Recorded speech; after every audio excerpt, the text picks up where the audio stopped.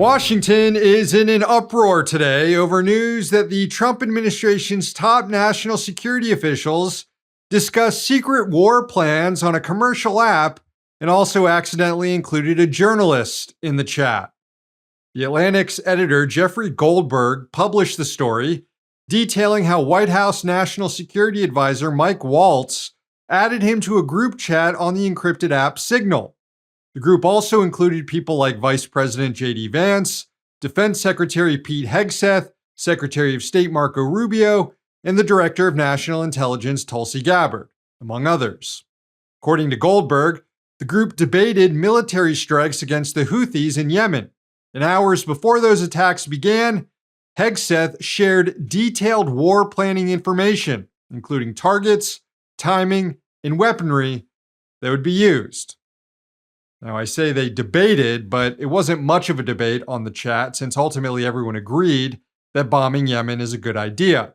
Vice President Vance was hesitant at first because he claimed the strikes would amount to the U.S. bailing out Europe. A ridiculous position since ultimately it's Israel that the U.S. is bailing out here. The Houthis' blockade in the Red Sea is in response to Israel's genocide in Gaza. Vance, in the end, supported the military action. Goldberg ultimately realized that the chat was authentic when the bombs started falling on Yemen exactly how Hegseth said they would. He then left the chat and a week later wrote the article. Now, obviously sharing classified war plans over an unsecure channel, as Hegseth did, is a crime that would have led to the arrest and detention of any lower-level member of the military. And it's especially rich after Hegseth warned last week that he would subject members of the Department of Defense to a rigorous investigation and polygraph tests to determine who is leaking information to reporters regarding a briefing with Elon Musk. Now, here's the secretary himself leaking war plans to a journalist. So far, the Trump administration is quiet about the story, except for Hegseth, who deflected by mocking Goldberg. You're talking about a deceitful and highly discredited so-called journalist who's made a profession of peddling hoaxes time and time again, to include the hoaxes of Russia, or the fine people on both sides hoax, or suckers and losers hoax. So this is the guy that peddles in garbage. This is what he does.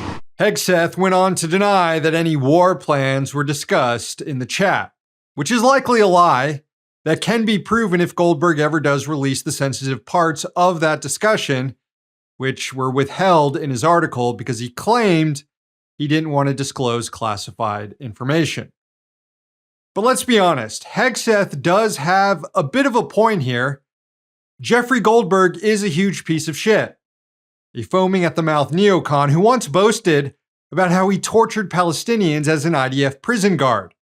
When it comes to the public interest, Goldberg is the last journalist we would have wanted to be accidentally looped into a secret chat group by the national security state because he is ultimately sympathetic to their aims. And as he proved by leaving the group, he's a coward. Any journalist worth a damn would have stayed in the group and kept reporting.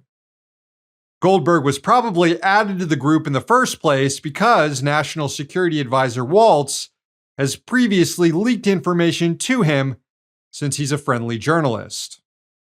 Now, just how big of a scandal this turns out to be will depend on how embarrassed Trump is by all of it.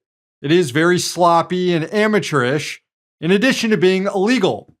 But it's unlikely Republicans in Congress will do anything about it, or that any substantive pressure will be put on Waltz or Hegseth to resign. One immediate takeaway from the story is that if top NatSec officials were sharing some of the most guarded secrets over Signal, then it's likely administration officials are engaged in all sorts of communications over the app. That this wasn't the only one, just the one that happened to include a journalist as well. This is just how the White House communicates.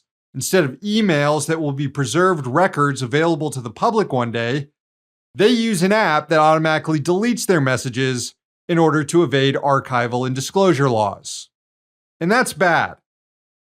But I'd say the biggest scandal here is that for 11 straight days now, the US has been bombing Yemen in an illegal war that wasn't declared by Congress. And that's where the focus should be.